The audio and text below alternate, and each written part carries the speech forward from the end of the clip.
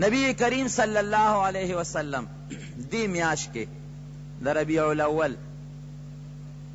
دی دنیا تا تشریف راوڑو. اختلاف پکشتہ دے، سوک دریم تاریخ یادئی، سوک دولسم تاریخ یادئی، سوک نہم تاریخ یادئی.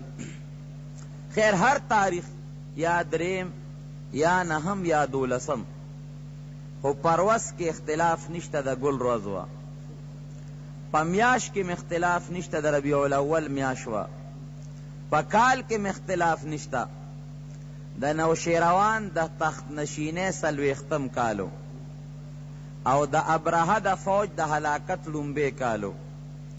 او عیسائی تاریخ کم چے زمونگ دا جنوری او فروری تاریخو ندی دا دی 1501 یا کال تیر شویو. او دا انگریزی میاشت دا اپریل 22 تاریخو. او پا وقت کے اختلاف نشتا، وقت دا سنتنا لگ غند مخ کے چی کم دا حیعت او دا ریاضی دانانو دا غی حساب کتاب لگو لے دے، نو تقریباً 60 منٹا دا پاسا 4 بجے زمونگ دا ٹیم مطابق آقای نامدار خدے پاک دی دنیا تا پیو منصب رو لے گو. نبی علیہ السلام مثال داسیو، آفتاب نبوت ورتوئی، دا پیغمبر نور او دا نور رنا الا سڑی لخوان ورکی چی سڑی مخ کی تیارو وینی، چی تیارنی دا نور دا رنا قدر چا سرنی.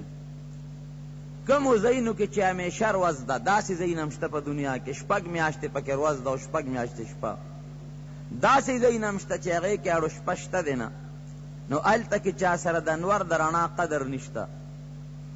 دا دی بجلے دا رنا قدر بتالا علا درشی چی در باندے لوٹ شڈنگ راشی. تناستے خپل کتاب گورے یا دا دنیا بل کار کے او بجلی لارشی، نو ستابا دا بجلے اغا قدر او دا بجلے سر آغا چستا کم پزڑک قدر دے ابدا تعالی یاد شی. دا نبی کریم صلی اللہ علیہ وسلم دا راتلون مخ کے دا 1501 کالا 1501 کالا خدے پاک پیغمبر نرا لے گو. دا دنیا بالکل دا کفر دا تیارو ڈکشوا، او دے دا پارا دے کہ دا اللہ حکمت دو کہ زد مخلوق تا دا پیغمبر علیہ السلام دا راتلو او دا آغا طاقت او دا آغا نبوت او دا آغا رنا اثر خیم چی دا سے پیغمبر چی 1501 کالا دا عیسیٰ علیہ السلام نا پس رستو بل پیغمبر نا در آغلے. او دا دنیا دا سے دا کفر تیارو کے غیب ہوا چی بت پرستی عام و خلق با دا بتان عبادت کاؤ، کور کے دن خلق زان لیو یو بت یو خدای ساتلیو، لونا بے جمدے خخولے، حتیٰ کہ چخپلو حقیقی خویندو سرا سکا خویندو سرا خلقو نکاح گانے کڑے وے. دمرا خلق پتیار کے پروتو دغا دور کے اللہ ذوالجلال آقا نامدار دنیا ترو لے گا. او ماوی مثال دنور دے، نو چی دا انور راخکار کیگی نو کستاسو خیالی نور نا وقت راخیگی، او دا سبا سر دنور دا شغلے او دنور دا شعاگان پا دی دنیا راخوری شی.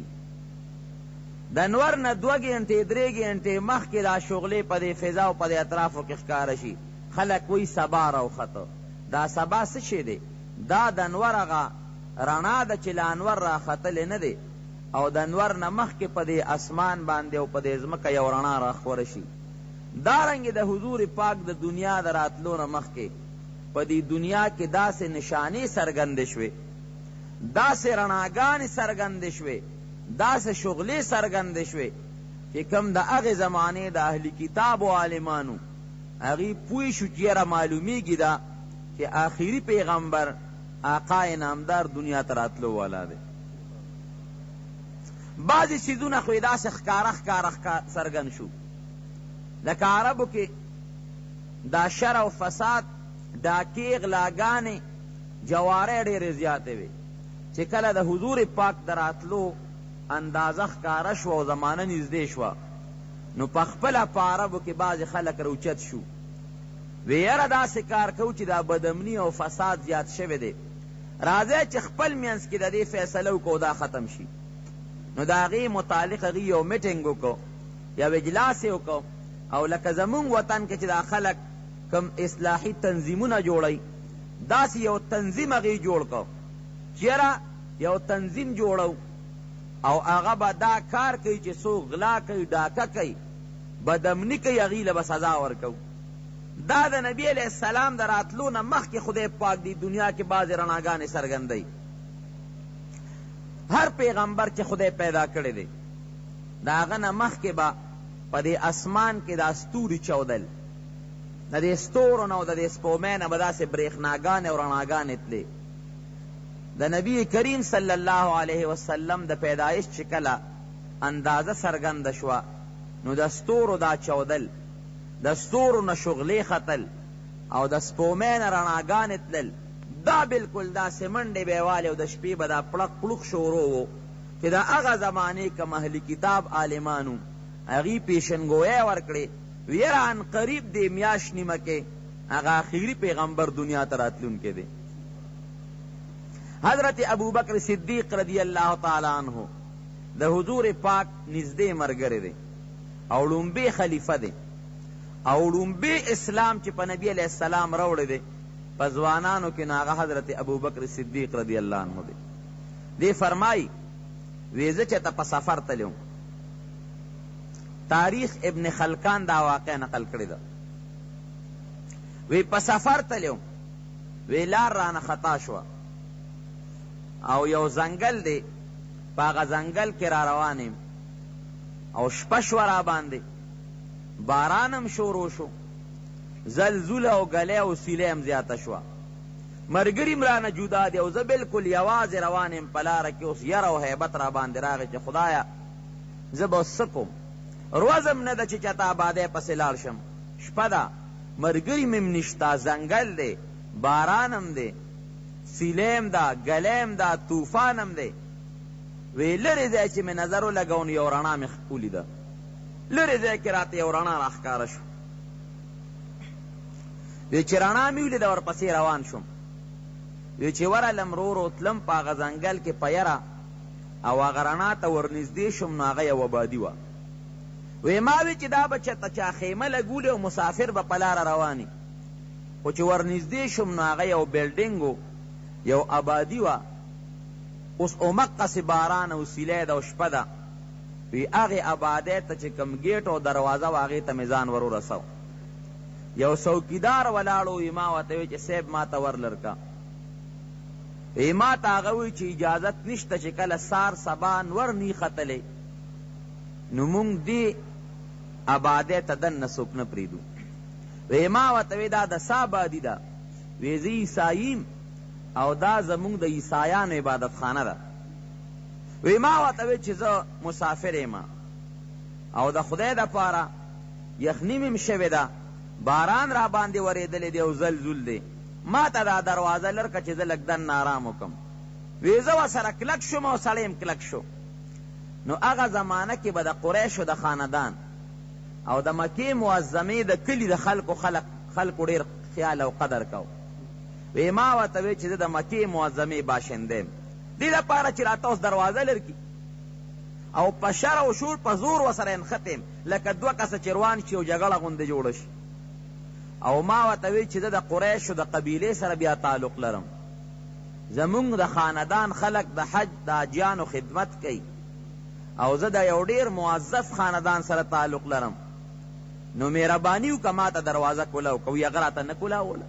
وی بر هغه بالخانه کې یو سړي سر راښکته کړ. وی ما ته وی میلمه د کوم ځای؟ وی مې چې صیب د مکې معظمې. وی چې مکه معظمه کې د کم خاندان سره تعلق لرې؟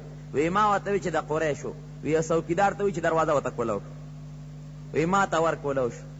وی هغه سړی راغی او ما ته را تر غاړه وت او ځان ته یې رانږدې کړم چې خفه کېږم او زمونږ دا طریقه ده او دا زمونږ دستور دی چې مونږ ماښام نور پرېوتو سره دروازه بندو او سار نور ختو سره دروازه کولاوو، دې درمیان کې مونږ چاته ور نه کولاوو.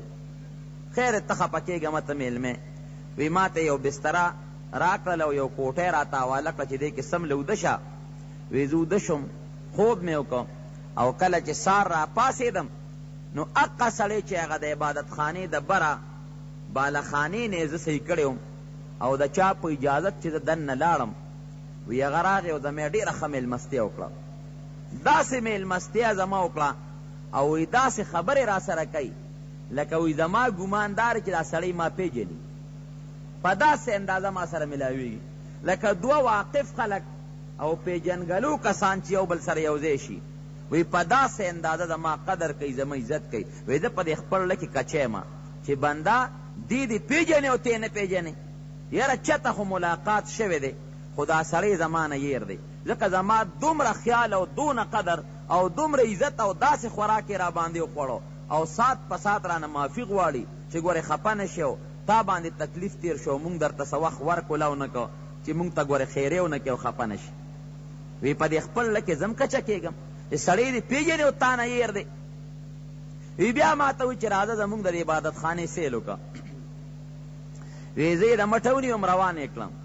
خپله عبادت خانه لویه ګرجره د عیسایانو او دغه سړی د هغه ګرجې پادري دی چې دا ما سره خبرې کوي. وی ما ته وایي چې راځه سیل د باندې کوم. یو کوټه راته ښیي، بله کوټه راته ښیي، د هغې چې کوم کتابونه دی هغه راته ښیي. وی یو کوټې ته یې وردننه کړم، د هغې جرنده کوله وکړه. وی ما ته وایي چې راشه دا کوټه وګوره. وی چې ما هغه کوټه کې دننه وکتل، وی 3 بوتان دي پکې. وی زه ورته ګورم، وی حیران شم، وی ځان ته هم داسې وګورم هغه بوتانو ته م وګورم.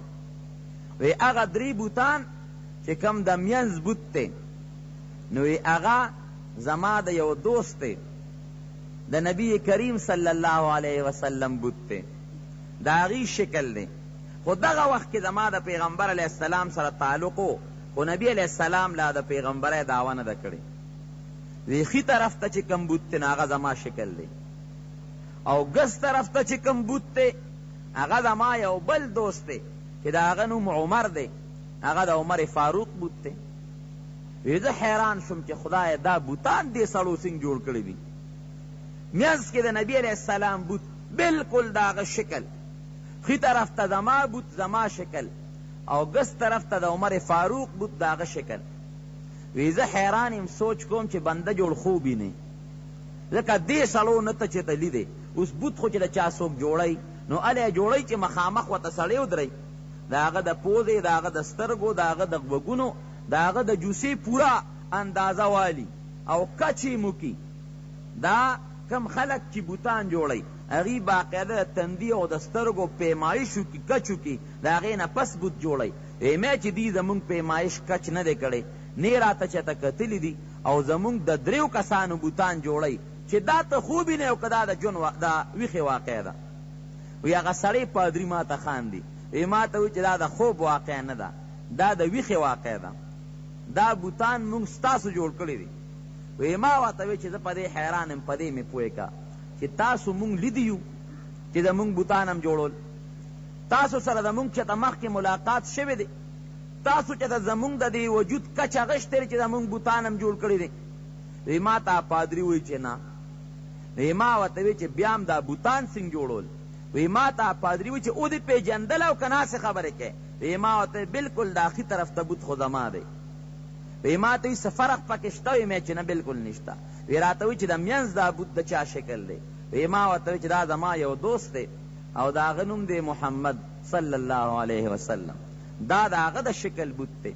او دا ګس طرف ته بوت د چا دی؟ وی ما ورته وایي چې دا زمونږ یو بل دوست دی، د هغه نوم عمر ابن الخطاب دی، عمر د خطاب زوی، دا د هغه بوت دی. وی ما ته وایي صحیح دی؟ وی ما ورته وایي چې او بلکل صحیح دی. وی ښه راځه. وی بوی تلم او هغه خپله کوټه کې کېنولم. وی ما ته وی چې دا بوتان 3 واړه مونږ جوړ کړي دي، دا مونږ ستاسو نه نالیدلې جوړ کړي دي، تاسو مونږ نه یې لیدی او دا بوتان هم جوړ کړي دي. وی ما ورته وی دا هم څنګه جوړول؟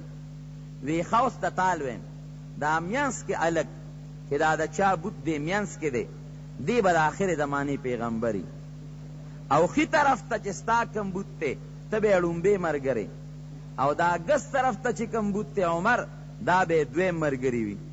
وی ما ورته وی چې آخر تاسو مونږ لیدي نه یو، نو تاسو زمونږ بوتان څنګه جوړ کړي دي؟ وی زمونږ په کتابونو کې ستاسو پوره ذکر پروت دی د نبی علیہ السلام وجود، د هغې حسن، د هغې شکل مبارک، د هغې د وجود پوره اندازه، دا ټوله اندازه دا چای که زه مه کوئ نو خبرې زه داسې خاص ضرورت د چای نشته چای بس کیو که زما خبرې به د حضور پاک د وجود پوره نقشه دا زمونږ په کتابونو کې پرته ده، دا مونږ د هغه خپلو کتابونو نه دا نقشه او دا بوت جوړ کړی دی، او ورسره ستا د دوو ملګرو ستا او د عمر دا پوره نقشه زمونږ په کتابونو کې پرته ده، نو مونږ د هغه خپلو کتابونو نه ستاسو دا نقشې او بوتان جوړ کړي دي او ستاسو اندازه ولګوئ. د انسان د دوه انسانانو خو همدغه ظاهري شکل دی، زما او د دې ماسټر صاحب خو دغه یو شکل دی، دوه سترګې د دم دي زما هم دي، دوه سپېمې د ده دي، دوه غوږونه او خوله او دغسې زما هم دي، دا فرق په څه راځي؟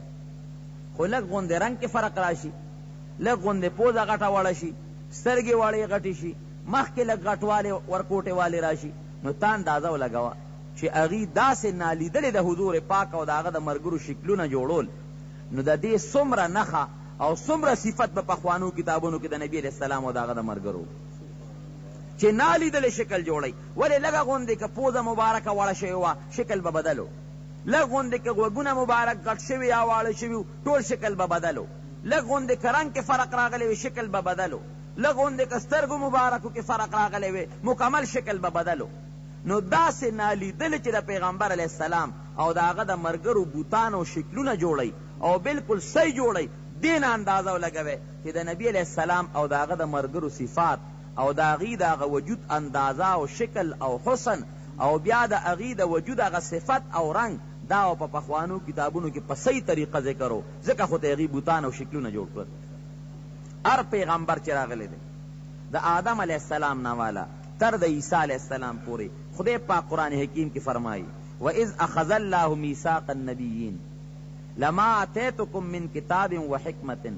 ہر پیغمبر نا آدم علیہ السلام نا خدای پاک وعدہ غشتے دا، خدای خپل کتاب کے فرمائی کہ اے آدم دا آخر زمانے پیغمبر محمد الرسول اللہ صلی اللہ علیہ وسلم دا آغا متعلق دنا لو ظلم کستا دور کی دا پیغمبر راغی لتؤمنن به ولتنصرنه دغی دا آخر زمانے پیغمبر باندی بیمانم روڑے امداد بمر سرکے. دا نوح علیہ السلام نم خدای دا وعدہ غشتے دا کہ دا آخر زمانے پیغمبر ستا پا دور کی راغی ایمان بم پی روڑی لتؤمنن به ولتنصرن امداد بمر سرکے. دا ابراہیم علیہ السلام نم خدای دا وعدہ غشتے دا یو لک سلیرش ذرا پیغمبران چی سمر تیر شوی دی طولو نا خدای پاک دا وعدہ غشتے دا ار یو توئی کستا پا دور کی دا آخر زمانے پیغمبر راغی ایمان بم پی روڑی امداد بمر سرکے. او بیا و تا خدای وی اقررتم اقرارمو کو ایمان با پی روڑی امداد بو سرکوے اغیوی او اللہ بالکل بو سرکو وی خفشہد وانا معکم من الشاہدین تاسم گواش اللہ وی او زم در سر دا گواہانو نیم پدی زم گوے مو تاسم گوان شے کہ دا آخر زمانے پیغمبر راشی ستاسو پدور کے نو تاسو با پیمانم روڑے امداد بمر سرکوے. وایا دین الوی عصمت تا نبی علیہ السلام بلشتا کہ دا پیغمبر نو وعدہ لی چی ایمان با پی روڑے او امداد بمر سرکے. دا گوری زمونگا اللہ تعالی مونگ باندے دیر لوی احسان دے کہ دا یو دیر خکل پیغمبر امتیانی پیدا کری، دا یو دیر مبارک او دا یو دیر لوی جلیل القدر اغا پیغمبر کہ سید الانبیاء والمرسلین دا طولو پیغمبران و نبیان و سردار دے، فخر الاولین والآخرین در وستنو مخکنو طولو خلق و فخر دے کہ اغا خکل پیغمبر خودے مونگ لراکا او دا اغا خکل پیغمبر امتیان خودے مونگ جوڑ کرو. امدغا ابو بکر صدیق رضی اللہ عنہ فرمائی وی یمن تا تلیوں، یمن کی یو شیخ دے یزدی وی اغا سر میں ملاقات شو وی ما تا دا سکوس پاس قتل وی ما تاوی دا کم زین راغلی وی ما و تاوی چی دا مکی معظمین راغلیم وی چپ زرت یو سو خبری کم وی اغا سڑی شل کم دا سلور سو کالو بوڑا سپینگیری سڑیو دی خبری تا لگوک کے دے دا تا دا حضور پاک شان خیم کہ پخوانو کتابونو کی دا حضور پاک سمر لوی شان ذکروں وی ما تاوی نور غاق مکو دا مکی معظمی وی ما و تاوی چی او وی دا قریشو دا خاندانی خپل شوروش وی ما و تاوی چی او وی پا قریشو کے دا بنو تیم قبیلے سر تعلق لرے وی ما و تاوی چی او دا بنو تیم قبیلے سر تعلق لرم وی ما تاوی چی نوم دستا دے ما ورته چې خلک راته ابوبکر وایي نو په ابوبکر مشهور یم نوم یې خپل عبدالله و. وی د پلار دې څه نوم دی؟ وی ما ورته وایي چې ابن ابي قحافه، دا مې د پلار ابو قحافه، دا مې د پلار نوم دی. وی ما ته وایي چې تا ته یو ته سوال دنه کوم، ته دې ما ته دا خېټه لږه څرګنده کړه. وی ما ورته وایي زما په خېټه څه کې؟ وی ما ته وایي چې زما پکې یو مقصد دی، ستا نه پې څه دي؟ ما ته لږه خېټه څرګنده کړه نو هل درته وایم. وی ما ورته وایي چې راشه څرګنده به کړم. وی دا خېټه مې ورته څرګنده کړه. وی زما په دې خېټه دلته کې یو تور غوندې داغ و. وی ما ته یې پټی کړه. وی ما ته وایي چې ان قریب د آخر زمانې پیغمبر دنیا ته راتلونکی دی او ته به د هغه ړومبی ملګری. وی اتفاق ته ګوره زمانه ډېره تېره شوه. وی حضور پاک زما دوستو او د نبوت دعوی وکړه. وی ما ته وی ابوبکره ما له خدای پیغمبري راکړه. وی ما ورته وی یا رسول الله بغیر دلیل او معجزې د پیغمبري منم، بلکل منم، ما در باندې ایمان راوړه. ځکه خو ورته صدیق وی، خو یو راکوټې غوندې تپوس ته نه کوم چې ستا د پیغمبرۍ نښه څه ده. ایمان مې در باندې ګورې راوړه، د دې نښې تپوس دې وجې نه نه کوم چې ایمان در باندې که نښه دې راته وویله ایمان راوړم او که دې ونه ویله ایمان نه راوړم. ایمان مې در باندې مخکې راوړه، هسې دا تپوس در نه کوم چې ستا د پیغمبرۍ نښه څه ده. حضور پاک راته وفرمایل چې زما د پیغمبرۍ هغه نښه ده چې په یمن کې هغه شیخ نجدي ستا په خېټه کم داغ کتلی، د یمن شیخ یزدي چې تا ته مخکې ستا په خېټه کم داغ کتلی و، حقه زما د پیغمبرۍ نښه ده. وی زما دې په خدای قسمي که دا ما چاته م ویلي، نه پیغمبر علیه السلام نه بل چاته. عمر فاروق رضی اللہ عنہ فرمائی د حضور پاک دا دویم ملګری حضرت عمر ابن الخطاب وی یو علاقې ته تللی وم د شام. وی هلته کې د قریشو به خلکو وی ډېر زیات قدر کو، ډېر لوی لحاظ به یې ساته. وی داسې یو جمع جرګه جوړه شوه او خلکو وی چې د مکې معظمې میلمه راغلی دی، حج له به هلته تلل، بیت الله له طواف له به هلته تلل، د زمزم اوبه هلته دي او بیت الله کې ټولې د ایمان نښې موجودې دي. فيه آیات بینات مقام ابراهیم، د دین ټولې نښې پکې موجود دي. نو د هغې نشانو به خلکو قدر کو، زمونږ به هم قدر کو. وی زه لا نوجوانه لکم. وی داسې یو ډله جوړه شوه. وی ما ته چې ته تقریر وکړه. وی ما څه واز نصیحت څه بیان کو.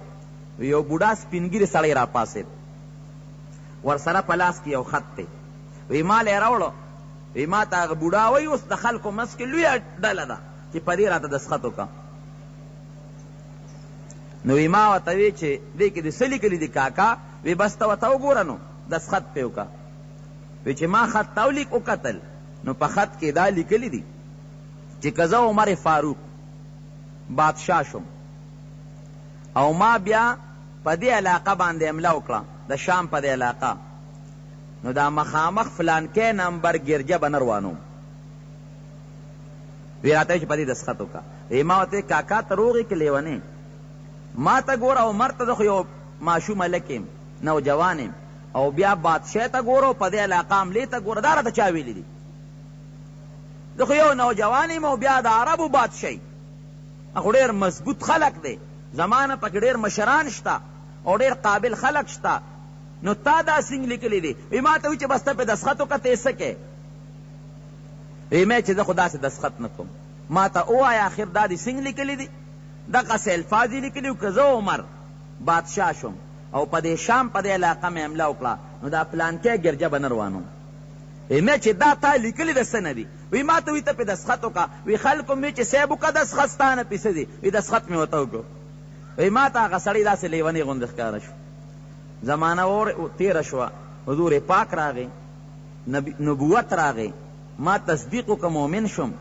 اوس وخت لاړ، نبی علیہ السلام نه پس ابوبکر بادشاه شو، ابوبکر نه پس وی زه بادشاه شم، او د عمر فاروق زمانه کې خو بیا اسلام ډېره زیاده ترقي کړې وه.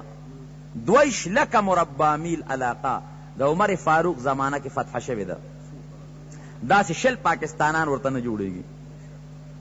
نو وی ما حکم وکړه چې شام ته لاړ شئ او د شام علاقه م فتح کې. زه په د عمر فاروق دا فوجونه لیږلي او د عمر فاروق د دې فوجونو د لښکر او د دې حملو سره د حضور پاک د ډېرو پیشنګویو تصدیق کېږي. خبرې چونکې د حضور پاک د محبت او د عشق دي، او د هغې د معجزاتو نو مقه خبرې به کوو. دې ضمن کې ورکوټې غوندې خبره کوم. حضور پاک چې کله هجرت کو، سراقه یو سړی و، هغه ورپسې د حملې په خیال تلی او بیا د حضور پاک هلته کې معجزې هغه ولیدې نو واپس شو. نو نبی علیہ السلام ورته فرمایي وی سراقه وی ستا په لاس کې د کسرا د بادشاه بنګړي او ستا په سر د کسرا د بادشاه تاج وینم. دا سراقه وی ما له خندا راله، وی خندا راله چې یاره د پیغمبر علیه السلام دا خبره مې داسې په غلطه ورواړوله چې اوس خو دومره ستاسو طاقت نشته چې خپل کلي کې پاتې شي، د خپل کلي نه بل وطن ته هجرت کې او دعوې دونه مضبوطې کې چې یو زمانه کې به مونږه د کسرا ماڼۍ فتح کوو. دې کې دې خبرې ته اشاره شوه. او سراقه د کسرا تاج او د هغه بنګړي به ستا په لاس کې وی دا راته تعجب غوندې ښکاره شو چې اوس خو ستاسو دومره طاقت نشته چې خپل کلي کې ایثار شئ او دا دومره مضبوطې دعوې کوئ. د عمر فاروق دور راغی، فتوحات شروع دي. سعد ابن ابي وقاص رضی الله عنه دا یو صحابي دی، دی اولېږه که دا کشتۍ وي خو راځي هم لکړي د ما سلطنت ختمی، کشتۍ او سودوی. سعد ابن ابي وقاص چې راغی فوج ورسره دی، فوج ورته وی صاحب څه به کوو؟ وی په دریاب ورځو. وی صبر وکړه، دریاب به خوړ دی راغلی دی اوچ بشي، بله لار به وګورو. وی نه، د خدای د خلیفه د عمر په وینا کې ناراستی راځي، فورا ورځئ. اسونه په دریاب ورغورځول او په دریاب باندې نیخ پورې وتل. او چې کله پورې وتل دا د عمر فاروق رضی الله عنه یو لوی کرامت دی چې کله پورې وتل د کسرا بادشاه قصه اوږده ده خو په هغې حمله وکړه، هغه بادشاه فتح کړله. عمر فاروق ورته ویلي وی چې فتح کې علاقه نو سراقه به مال راولېږي او د بادشاه چې کوم خصوصي سامان دی اب مال راولېږي. نو د هغه خصوصي سامان څومره چې هغه یو استازي له ورکه سعد ابن ابي وقاص دا د هغه لښکر مشر کمانډر ان چیف و، وی دا یو عمر فاروق له سراقه ته تم ورسره ځه. عمر فاروق له چې هغه سامان کله راورسېد چا چې وکته نو ډېر زیات غصه شو. هغه استازي ته وی دا فورا یوسه سعد ابن ابي وقاص ته او ورته ووایه چې دې کې یو شی کم دی. خلق ورته وی صاحب تا ته څه پته ولګېده چې دې کې یو شی کم دی؟ وی بس ما ته پته ده ال درته ویم، خو دا فورا وی چې ولېږه واپس کا. او ساعت ته ووایه چې عمر ډېر زیات خفه دی، د بادشاه د کسرا ټول سامان راولېږه چې یو شی پکې کم نی. دې رخصت کړل، چې رخصت یې کړل او واپس لاړ هغه قافله او سعد ابن ابي وقاص ته ورسېده. وی سعد عمر فاروق ډېر زیات خفه دی. وی ولې؟ وی اوی چې د بادشاه سامان کې یو شی کم راغلی دی، چې هغه سامان لټو وی او یو شی پکې کم دی. وی څه دی؟ وی د کسرا هغه بنګړي پکې نشته، ارانیر شوي وو، اقه بنګړي پکې واچول او واپس عمر فاروق له قافله لاړه. چې لاړه عمر فاروق یو ډېر مزیداره جلسه او یو ډېر لوی اجتماع جوړه کړه او وی راشه د حضور پاک ارمان راجوم، د نبی کریم صلی الله علیه وسلم د خبرې او د قول او د وینا مبارک هغه ارمان او پیشنګویي پوره کوم. وی تاسو ته پته ده چې ما دا سامان ولې واپس کو؟ وی نه، وی حضور پاک سراقه ته د هجرت په موقع یو خبره کړې وه چې ای سراقه ستا په لاس کې د کسرا بنګړي وینم او ستا په سر د کسرا تاج وینم. نو ما وی چې د حضور پاک ارمان نن پوره کوم، نن زه په خپلو لاسو د سراقه تاج پوشي کوم، هغه تاج چې حضور پاک د خولې مبارکې نه وتی دی او ورته په سر کوم، هغه بنګړي چې حضور پاک فرمایلی و چې د سراقه په لاس کې د کسرا بنګړي وینم هغه ورته په لاس کوم. وی چې ماله سامان راغی بنګړي پکې نو، وی مې چې حضور پاک خو دروغ نه وی، دا هغه خبره خو رښتیا ده، بنګړي وو خو معلومیږي دا چې سامان کې ګډوډ شوي دي، دوباره مې ولېږه هغه بنګړي رالل. نو عمر فاروق د کسرا هغه تاج او هغه بنګړي سراقه ته په تخت باندې بره ودرو، هغه ورته واچول. وی نن د حضور پاک د هجرت په موقع چې کومه خبره کړې وه سراقه ته، نن هغه پیشنګویي ښکاره کوم او څرګندوم. خیر دا قصه مې دې پورې کوله چې د نبي علیه السلام کومې پیشنګویې دي او کومې خبرې شوي دي، نو هغه خبرې ټولې رښتیا شوي دي. نو قرآن حکیم کې الله فرمایي کافرانو ته ستغلبون، تاسو به مغلوب کېږئ. او نبی علیہ السلام هم فرمایلی غلبت الروم، رومیان او دا نور کافران دا به مغلوب کیږي. نو دا عمر فاروق په لاس باندې خدای په حق پیشنګویي څرګندوي لښکر یې ولېږه شام ته وی لاړ شو په شام حمله وکړه چې په شام یې حمله وکړله او هغه ګرجا هغه به حکم کوي د کافرو ګرجي او د عبادتخانې ټولې روانې کړې چې هغه ګرجې ته فوج ورغې بوډا بابا والا مخې له راووته وی پام کوئ چې رانه شئ ودرېږئ وی ولې وی ستاسو بادشاه ماله لیکل راکړي چې ستا ګرجه به نه روانه هغه د زمانې مخکې لیکلې والا راویستل هغې وی وښایه زمونږ بادشاه امیرالمؤمنین خو مونږ ته اډر کړی دی چې هر عبادتخانه او ګرجه روانه وی او ته یې مالې لیکل راکړي دي وښایه چې وکتل رشاد عمر فاروق دستخط دی پې لیکلې ورکړي دي که زه عمر بادشاه شم او په دې علاقه مې حمله وکړه نو دا فلانکې ګرجه عبادتخانه به نه روانوم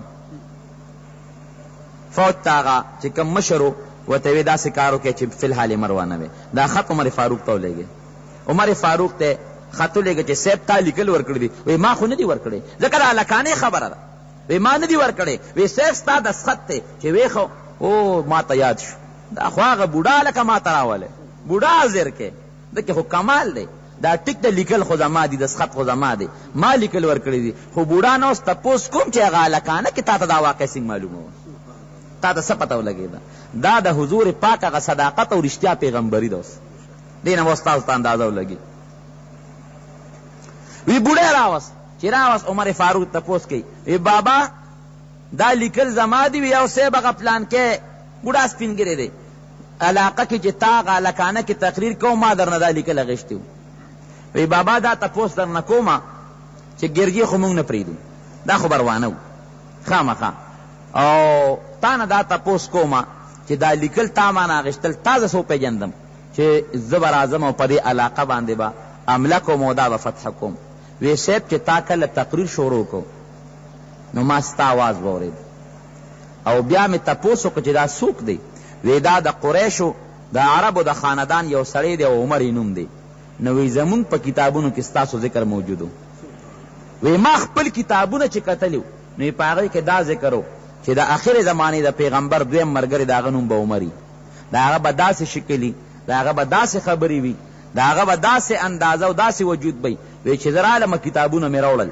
او تا ته مې کوس پاس وکتل نو چې کمې نښې خدای مونږ ته په خپلو کتابونو کې د آخر زمانې د پیغمبر د ملګرو ښودلې وې نو هغه ټولې نښې په تا کې موجودې وې نو بیا مونږ ته خدام په کتابونو کې شته چې دا عمر به بادشاه کېږي او دا علاقه به فتح کوي نو مې چې یاره دی خو به دا علاقه فتح کوي هر کله چې دی به بادشاه کېږي نو ما درنه هغه وخت لیکل واغېشتل ما ته پته وه چې ته به د آخر زمانې د پیغمبر دویم ملګری جوړېږي او دا علاقه به فتح کوي ما درنه ځکه لیکل اخیستي دي تاسو دې نه اندازه ولګوئ چې د حضور پاک د ملګرو دومره صفتونه په پخوانو کتابونو کې موجود وو دومره خدای پاک خلکو ته خولی نو د نبی علیه السلام صفتونه او د هغه د پیغمبرۍ احوال او صفتونه به څومره موجود وو دا د نبی علیه السلام هغه حالات به تېرو شو کتابونو کې د هغې د پیدایش نه ډېر مخکې عبدالمطلب فرمایي د نبی علیه السلام نیکه هغې یوې علاقې ته تللی یو کاهن سره مې ملاقات وشو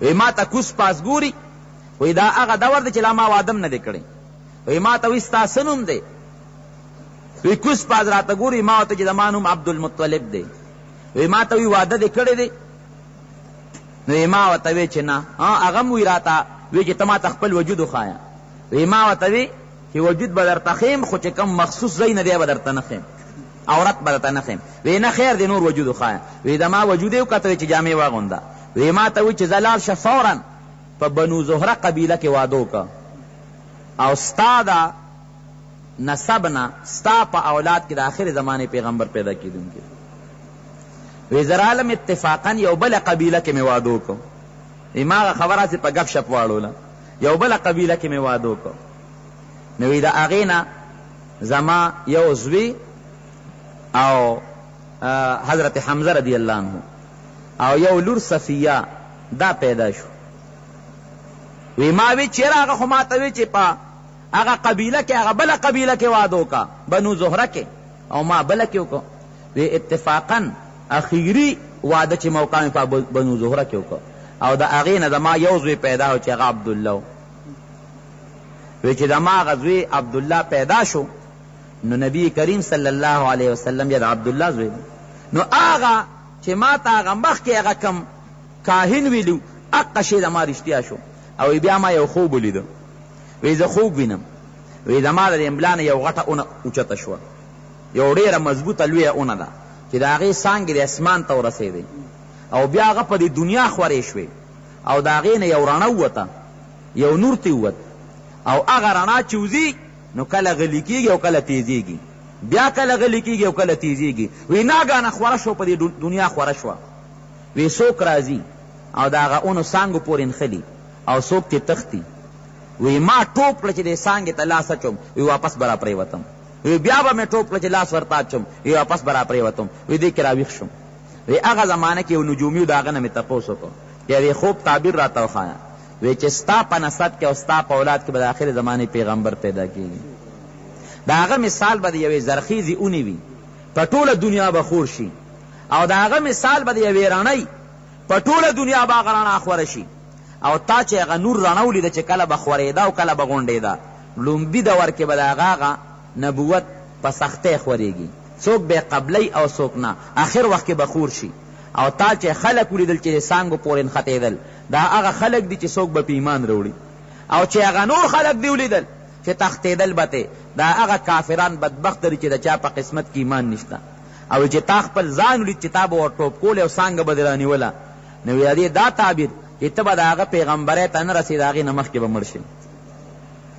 دا ټولې نښانې د حضور پاک د راتلو نه مخکې څومره نښې او نښانې چې د هغه د نبوت وې. لکه ما درته مثال درکړه چې نور راخیږي، د هغې شغلې او جلوې مخکې په دې دنیا خورېږي. دارنګې د حضور پاک د راتلو نه مخکې دا کاهنان هم خبرونه ورکړل، نجومیان هم خبرونه ورکړل، او د پخوانو کتابونو عالمان هم خبرونه ورکړل چې ان قریب د آخر زمانې پیغمبر دنیا ته راتلو والا دی. او اقا دور کې حضور پاک دنیا ته تشریف راوړه.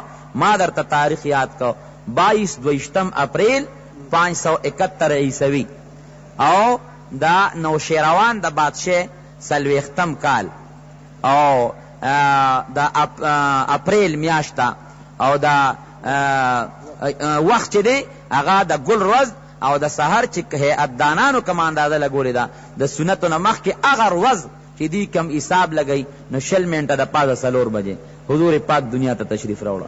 معجزات د حضور پاک د پیدایش نه مخکې، د پیدایش نه وروسته، د نبوت نه مخکې، د نبوت نه پس، او د وفات نه پس هم د حضور پاک معجزات په دنیا خوره دي. حضور پاک داسې معجزات لري.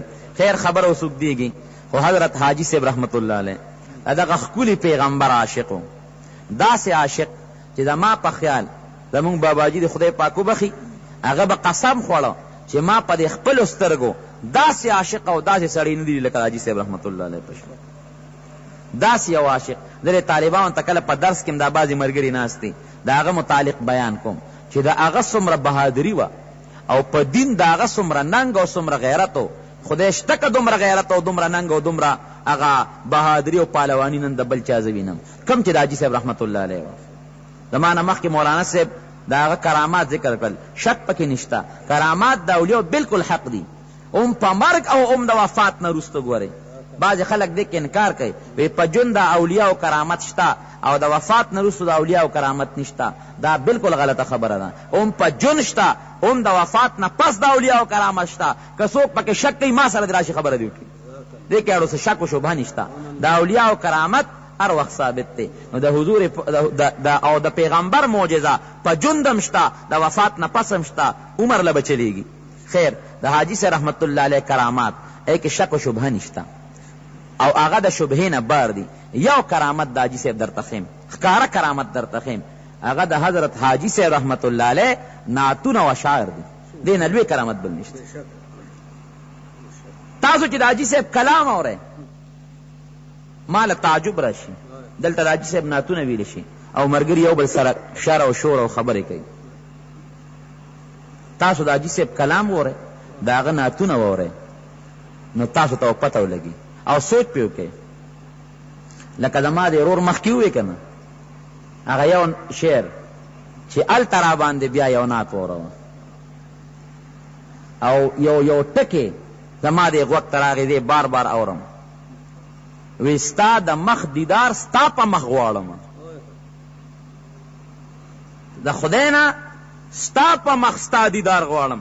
ګورې دا وسیله هم ثابته ده، بعض خلک دې نه ګور انکار کوي وسیله نه مني دې دنیا کې توسل په ذوات فاضلو په نیکانو بندگانو د هغې په اعمالو د هغې په ذات دا بالکل ثابت دی هیڅ څوک دې نه انکار نشي کولی او که څوک ته انکار کوي نو هغې ته هم زه ما سره دې خبره وکړي دې کې هیڅ شک و شبهه نشته نو توسل او وسیله په ذواتو فاضلو یره په بوتانو او دا چې کم د اندوانو دا بوتان دي ټیک ده په احادیثو کې د توسل تاسو هغه وجه وښیم هغې ته توسل نشته آیاتونه هم درته وایي او احادیث هم درته وایي د هغې هغه بنیاد درته وښیم هغه کم توسل چې خدای وایي نشته هغه نشته چې کافرانو به په لات او په منات او په عزا کم خدای ته نیول موږ هم نه منو هغه بوتان او هغه باطل خدایان هغه توسل نشته نور ذوات فاضله پاک بندگان د خدای پاک باران نه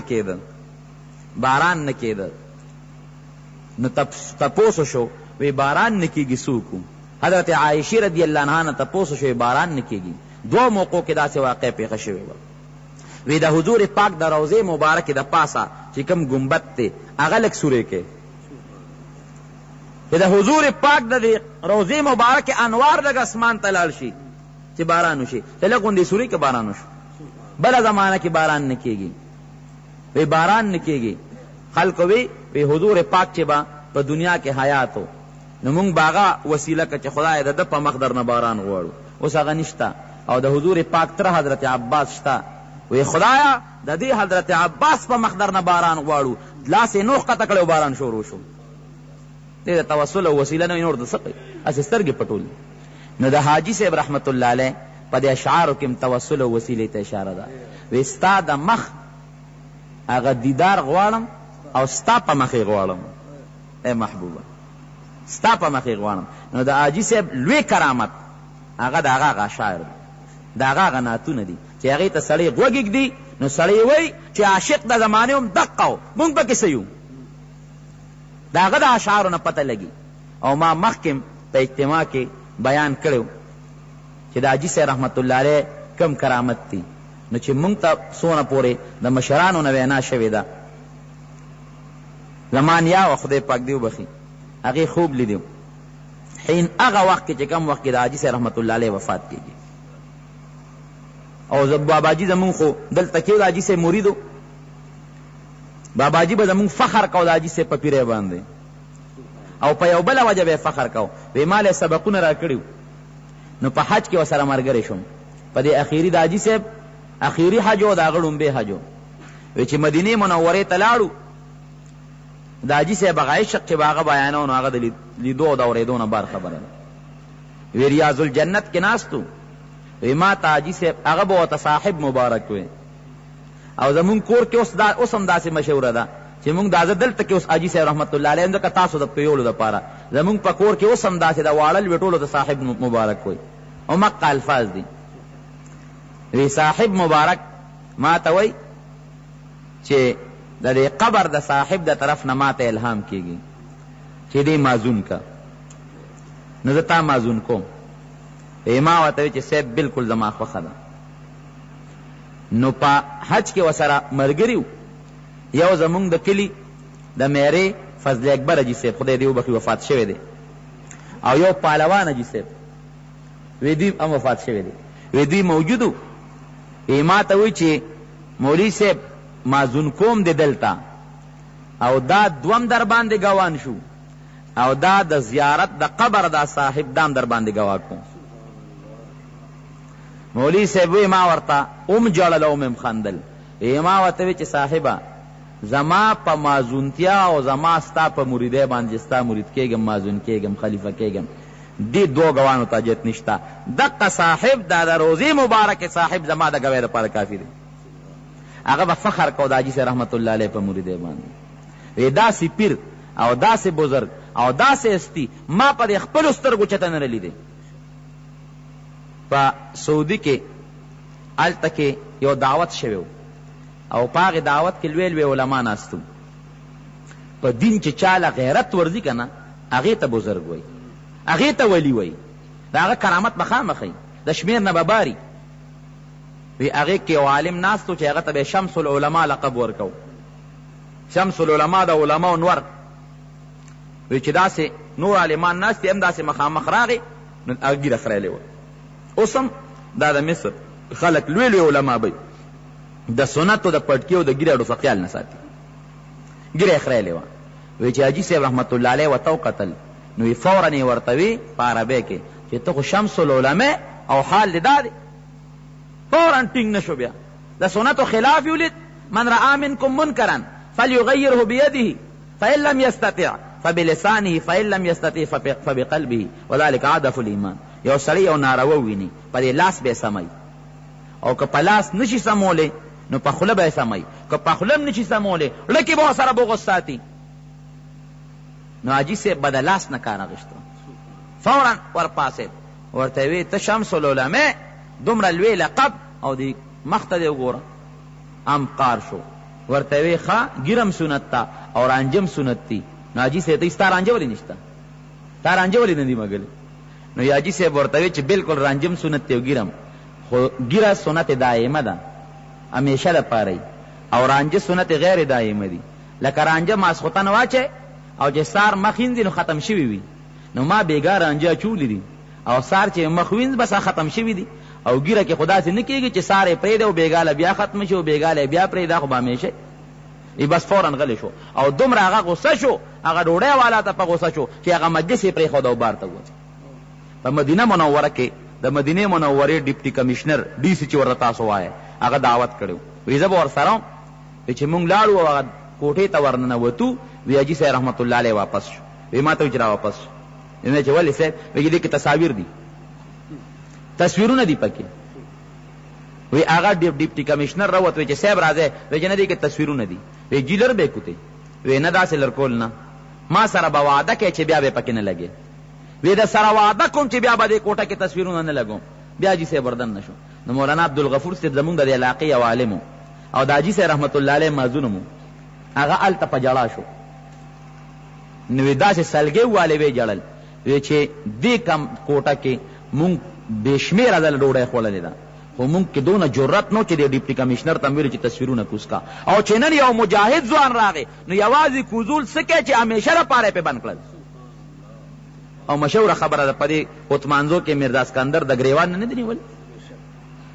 ستا د دې علاقې یو خان دی او په یو مجلس کې یو جلسه ده او په هغه جلسه کې حاجي صاحب رحمت الله علیه هم ناست دی او هغه خان هم ناست دی، نوم یې نالم، اوس وفات شوی دی.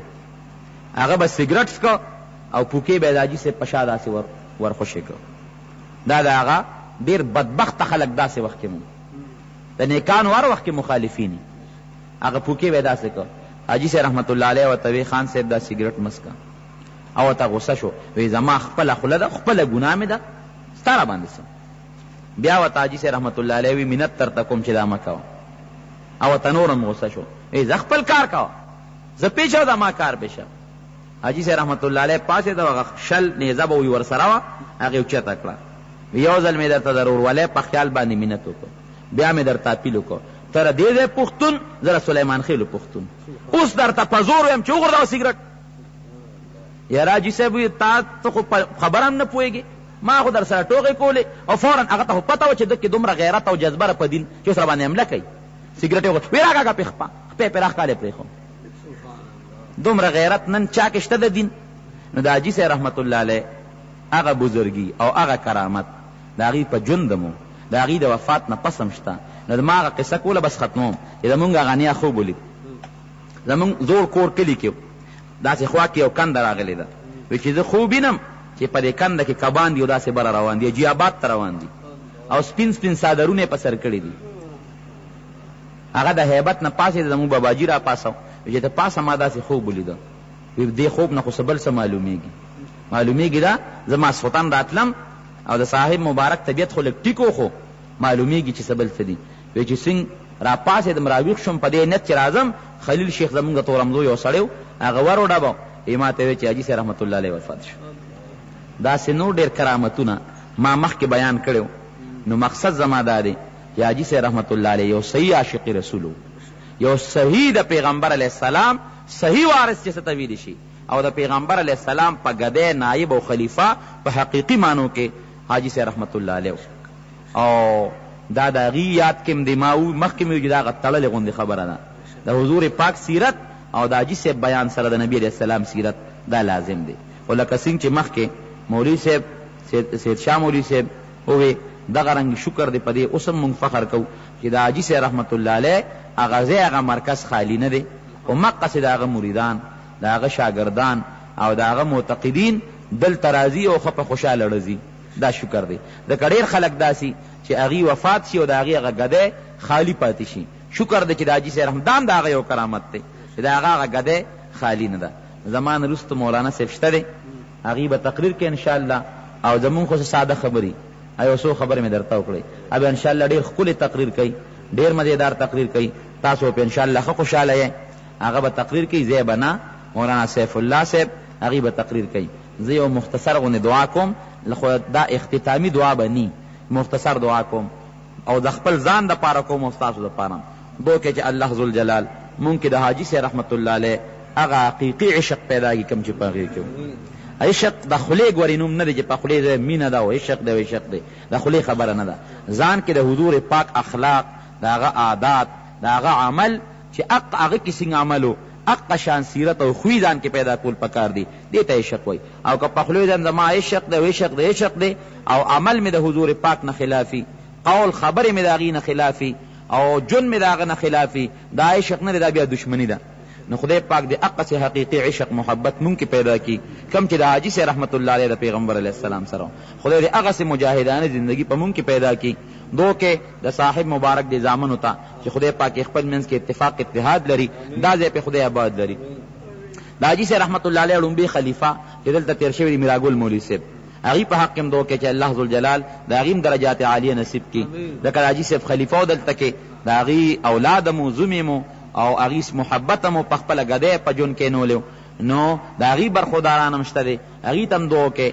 او اوس چې د حاجي صاحب رحمت الله علیه کوم اولاد دی جانشینان دی، هغې دپاره هم دعا وکړئ چې خدای پاک به دا ځای آباد ولري او کومه مجاهدانه زندګي چې د حاجي صاحب رحمت الله علیه وه همقسې خدای پاک دا ځای اوس هم د جهاد او د عشق یو مرکز وګرځئ. صلی الله تعالی خیر خلقه محمد و آله وصحبه.